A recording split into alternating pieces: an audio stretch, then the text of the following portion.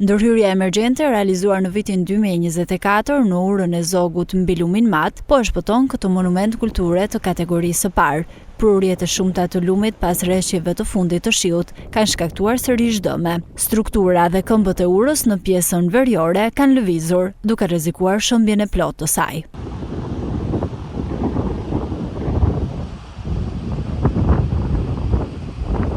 Specialisti i trashëgimisë kulturore në Lezhë, Paulin Zefi, thotë se duhet një ndërhyrje e plotë dhe e shpejtë për mbrojtjen e këtij monumenti me vlera të jashtëzakonshme kulturore dhe historike.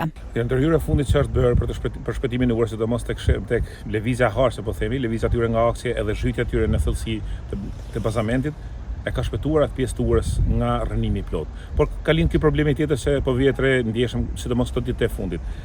Bëhet fjalë për rënje të ndjeshme të pjesës së strukturës në pjesën lindore të urës, ku ka qenë edhe ndërtuar një platformë e përkohshme faktikisht. Nuk është platformë e përhershme, por edhe kjo platformë e përkohshme duhet bëhet në ndërhyrje një projekt i detajuar, bëhet në ndërhyrje shpëtimi tashmë, sepse po rrezikojmë shemën e saj të plot. Kjo, nëse mund të themi, pavarësisht se është një strukturë integralisht e përfshirë në urën e vjetër, por ja ka zëvendësuar harkun që është hedhur nga forcat gjermane në luftën e dytë botërore. Ajo ka vlerë vetë historike, përderisa lidhur ngushtë me vetë monumentin.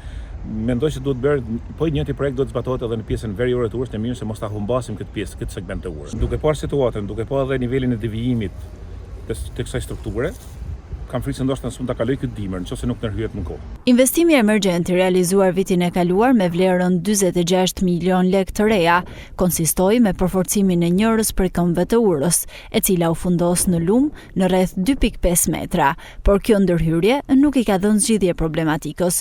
Ura e Zogut, e ndërtuar në vitin 1927, është një nga monumentet më të rëndësishme të infrastrukturës historike shqiptare. Ajo njihet për harçet karakteristike dhe për rolin e saj si një nga urat kryesore që lidhi dikur Shqipërinë e mesme me atë të veriut. Në vitet e fundit, për shkak të vështrimeve të ujit dhe shfrytëzimit pa kriter të lumit mat për inertet, ura ka pasur dëmtime të shumta, duke vënë në rrezik ekzistencën e saj.